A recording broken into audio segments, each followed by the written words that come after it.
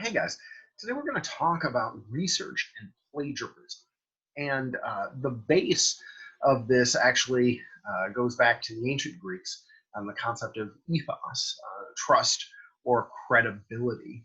There's a whole separate video that focuses on ethos, pathos, and logos as the basis for persuasive speaking. But the focus for research and for plagiarism comes in our own personal credibility as a public speaker or as a general communicator. If you think about it on an interpersonal level, I've got a friend who every now and then just makes stuff up. I bet you probably have a friend that just every now and then makes stuff up. He's not a bad guy. I still like him. He's fun. He's still my friend.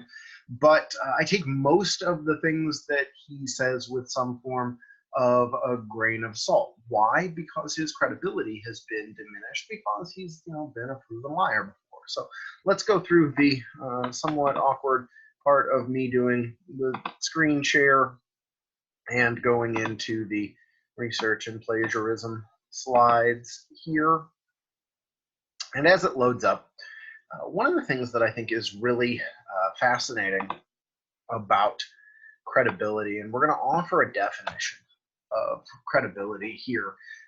And in terms of speech, one of the things that I think is really interesting is when people wait too long to show credibility. A number of years ago, as a fun example, I had a student who gave a demonstrative speech about how to make his family's special lasagna. And it was a fine speech. It was nothing great. But at the end of the speech, he actually had the lasagna kind of cut up and everybody had a bite for it. By the way, he had vegetarian lasagna. Keep in mind also that this was like, I'll say 2006 or 2007. So just to have a vegetarian lasagna for people was a really big deal. He also had meat lasagna. And you took a bite of lasagna, like, this is the greatest lasagna I've ever eaten in my entire life. And it made you rethink all of the things that he had done in the speech. And I told him in the review, I said, you should have handed out this lasagna at the very beginning. So then if you were to make the claim like, hey, this is the best lasagna you've eaten in your entire life. And as I'm eating it, I'd be like, wow, yeah, this is amazing. I would have paid even more attention to that speech. Building our credibility makes an absolute world of difference. Now, I offered you some definitions of what a source is, and I think the big key is to separate the difference between a primary source and a secondary source. A primary source is something that you created. So like if you were to survey the class for a speech, or if you were to do your own personal interviews, that's primary research. You know it's accurate because you did it. A secondary source is almost anything else. Anything that you're going to get from Google, anything that you're going to get from Google Scholar. P.S. If you're unfamiliar, that's totally the way that you want to use Google for effective scholarly research. You want to go to scholar.google.com, which will turn Google's search engine into a search engine solely of scholarly research.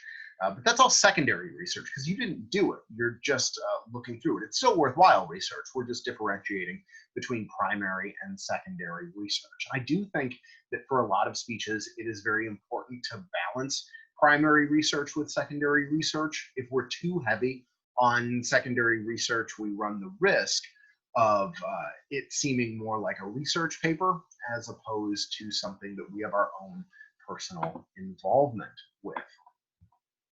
And when we evaluate that, I think it's important to be able to, especially, and we're focusing here on secondary research, when we are reviewing that secondary research, we should be able to look back and say, who is saying this information? Where is this information coming from? Now, fortunately, I think a lot of this gets taught in high school English class, so we're not going to spend a ton of time with it. But one of the things that I think is incredibly important is the timeliness of a subject. Now, if you're doing something like a historical informative speech on a topic that hasn't changed an awful lot, in 100 years, let's say you're doing something on a mathematical theory that was, frozen in time a number of years ago. All right, fine. An older search might be incredibly worthwhile. But I think for anything that is changing or evolving, one of the things to be able to look at is to say, what is the most current research on this subject that I can find right now? Even if it's not the basis of the research or the spine of the research, having something that's incredibly current can make a world of difference for how our research is perceived. In order to do that in a speech, we should be able to cite these researched areas verbally. It's a lot easier than people make it out to be. We need, for most people, the place where the research came from, and hopefully the date, or hopefully an author. I gave you an example of it here, but it can be as simple as, according to the Columbus Dispatch from May 10th, 2020, Randy Ludlow said. And see, that's going to give me a publication, it's going to give me a date, it's going to give me a person. We can do it all in a couple of seconds, and it makes a world of difference for our credibility. So plagiarism, kind of by its nature, is cheating. And in a speech, it is, I think, even more challenging because you have presented those ideas as your own. Now, there's a big umbrella that plagiarism can sit under for a speech. A lot of it, again, a lot of credit to the high school English teachers that teach the dangers of plagiarism. It changes slightly for a speech because our credibility is then connected with us as a person a lot more than with our writing.